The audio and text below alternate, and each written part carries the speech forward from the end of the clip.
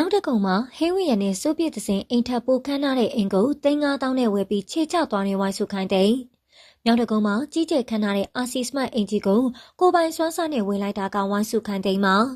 အခုချိန်အင်တာနက်ပေါ်မှာတော့မွန်လူမျိုးစီးပွားရေးလုပ်ငန်းရှင်တထေးမိဘတွေရဲ့ပံ့ပိုးမှုနဲ့3,000ကျည်တဲ့အင်ဂျီတစ်လုံးကိုမင်္ဂလာလက်ဖွင့်ရရှိခဲ့တဲ့ဟင်းဝီရနဲ့စိုးပြစ်သစင်တို့ဇနီးမောင်နှံအကြောင်းကိုပဲလူတွေကပြောနေတာပါဒီလိုလူပြောများနေချိန်မှာပဲဝိုင်းစုခိုင်တဲ့က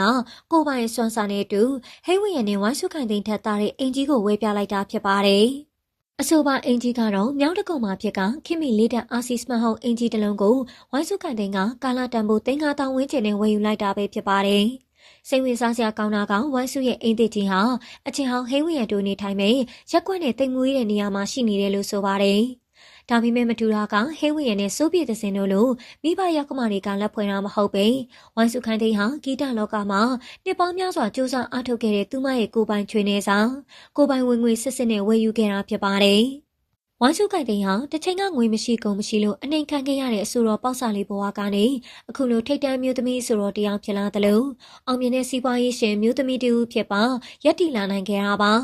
ဟိဝီရမင်္ဂလာဆောင်တော့ကတတို့သမီးမဖြစ်ခင်ရလို့ဝိုင်းစုကိုတနာခဲ့ကြတဲ့ပြည်သက်တွေတောင်အခုချိန်မှာတော့သူမရဲ့စွမ်းဆောင်နိုင်မှုကိုကြည့်ပြီးအားကြနေကြပါပြီ